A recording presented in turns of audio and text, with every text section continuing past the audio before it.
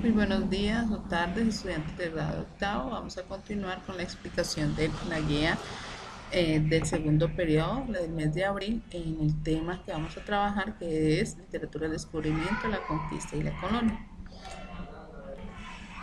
Bueno, vamos ya con el trabajo de la época de la colonia.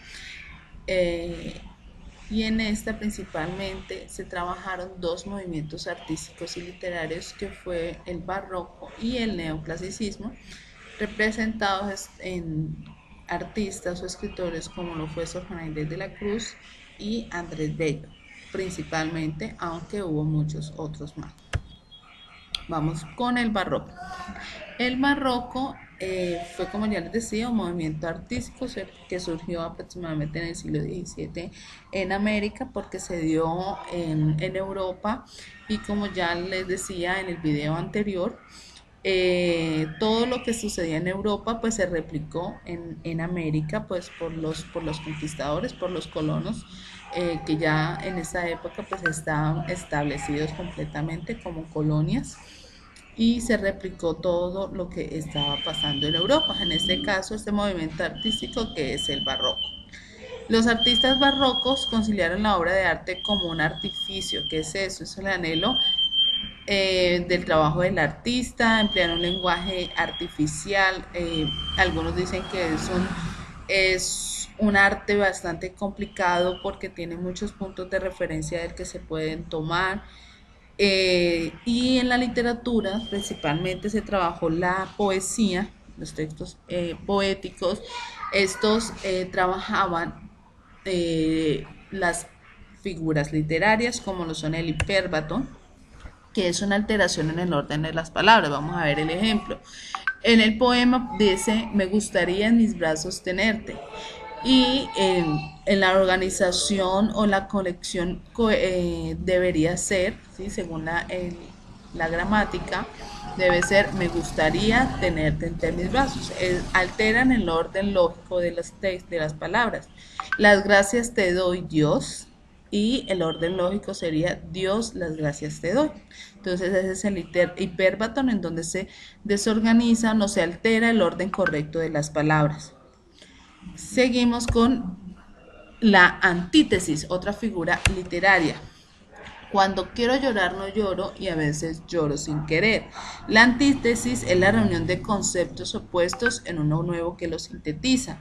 Entonces, llorar, estamos ahí mirando: quiero llorar, no, cuando quiero llorar no lloro, y a veces lloro sin querer. O sea, están usando el tema del llanto, ¿sí? Y están como contraponiendo el llanto con la risa también, con el querer.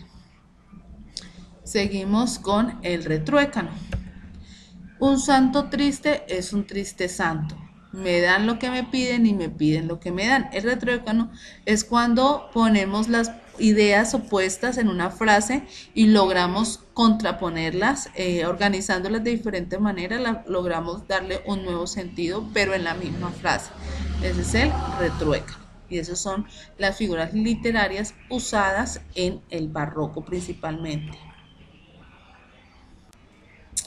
La principal representante del barroco en Hispanoamérica fue la señora Sor Juana Inés de la Cruz, que nació en 1651 y murió en el año 1695. Realmente murió muy joven, si podemos darnos cuenta. Fue autodidacta, que aprendió por sí misma, humanista, gran poeta mexicana del virreinato de Nueva España, cuyo verdadero nombre era Juana Ramírez de Asbaje, hija legítima. Nació en San Miguel Nepantla y hoy Estado de México. Aprendió a leer y a escribir a los 3 años, estudió en la biblioteca de su abuelo y a los 8 años escribió una loa eucarística. Muy joven viajó a la Ciudad de México, donde estudió latín en solo 20 lecciones. Cuentan la historia que Sor Juana Inés de la Cruz no quería ser monja, pero quería estudiar y quería aprender. Y en ese tiempo las únicas personas que tenían acceso, y mucho más si eran mujeres, acceso a la educación, eran las que pertenecían a la religión, a los monasterios. Hay una frase que dice: aquí arriba se ha de notar el día de mi muerte, mes y año. Suplico por amor de Dios y de su purísima madre a mis amadas hermanas las religiosas que son y en lo que adelante fueren me encomienden a Dios, que he sido y soy la peor que ha habido, y a todas pido perdón por amor a Dios y de su madre, yo la peor del mundo. Ese es uno de los textos más importantes y de que ahora o sea, unos versos de los más importantes. Ella decía que ella era la peor del mundo, que no era una monja real por todos sus textos y fue, si nos damos cuenta, en sus textos habla del amor, del desamor y de muchas cosas que pues en su época y más por ella ser religiosa pues no debieran ser, por eso ella decía que ella era la peor del mundo. Vean, son diferentes historias alrededor de este personaje. Vamos con el neoclasicismo. Tenía como base la renovación de los valores filosóficos y estéticos de la antigüedad clásica y el culto a la razón, interpretado como modelos para la construcción de la modernidad. Bueno, entonces volvemos nuevamente. El neoclasicismo también fue un movimiento artístico y literario que nace en Europa y que pues se replicó en nuestro continente. ¿Qué pasa con esto? En esa época que ya estamos trabajando la colonia y en donde se están viendo diferentes movimientos también intelectuales en Europa como la ilustración y otras cosas, los criollos, ¿sí? Los criollos tenían acceso a viajes y podían ir a estudiar a Europa y se dieron cuenta de todas estas formas artísticas y lo empezaron a replicar también en América, sus textos. Ellos eran criollos, es decir, hijos de españoles nacidos en territorio americano. Tiene unas características, principalmente carácter didáctico y moralizador, porque recordemos que estamos en una etapa como si fuera la Edad Media en Europa y es una época en la que la religión y lo moralizante está por encima de todo. Cultivar los valores de libertad, patriotismo, heroísmo, sacrificio común y autodominio. Está inspirado en el arte de la antigüedad clásica, por eso se llama neoclasicismo. ¿Cuál es la antigüedad clásica? La de los romanos, los griegos, todas esas formas literarias de esa época, de los héroes, de las hazañas, de los versos.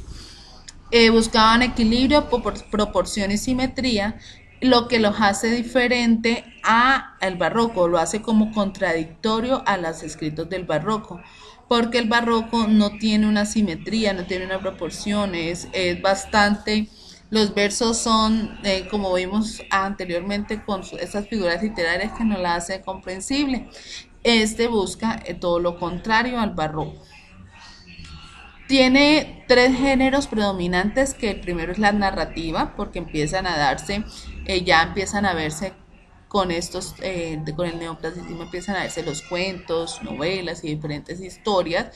La poesía, que fue lo más importante realmente, fue de las obras que más surgieron en la época colonial fueron poéticas, líricas, y en ellas pues está el predominio del equilibrio, la armonía estética, ejemplos, porque recuerden que era todo didáctico, gustaba mucho los temas políticos y sociales, y hacían una sátira también a lo político, o sea que es una sátira como una burla hacia esto o como hablamos nosotros a veces en doble sentido.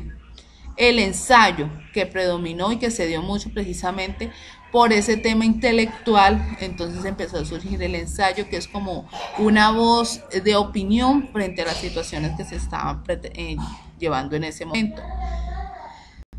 ¿Qué formas se dieron qué formas tuvo la poesía o la literatura en la época desde lo neoclásico, en la época colonial, desde la forma neoclásica? La fábula, si recuerdan que la fábula, que son versos, eran narraciones pero escritas en verso y que buscaban pues una enseñanza, una moraleja.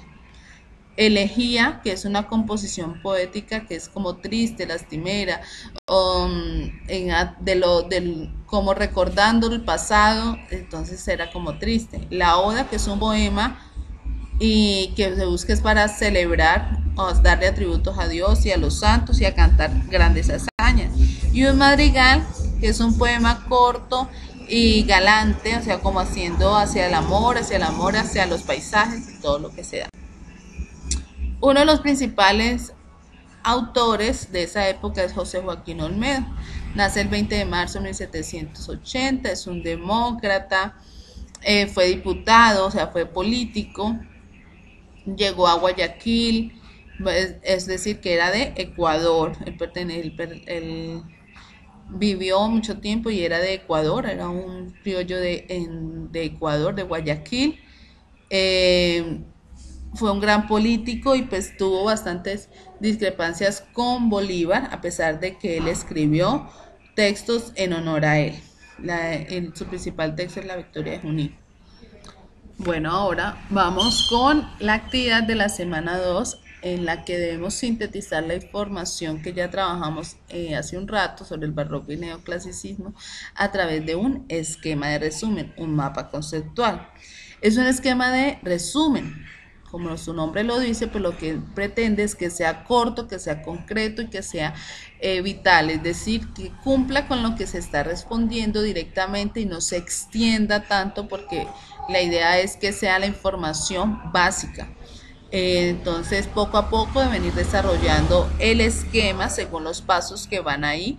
Ya los hemos desarrollado en la clase que tuvimos, entonces les queda de pronto para que ustedes lo complementen, lo amplíen o como lo quieran, si ustedes así lo creen conveniente. Pero allí con los compañeros ya fuimos poco a poco desarrollando este esquema. Entonces allí en sus guías aparece paso 1, paso 2, paso 3, paso 4, etcétera. Y aquí entonces deben ir resolviendo según como corresponde.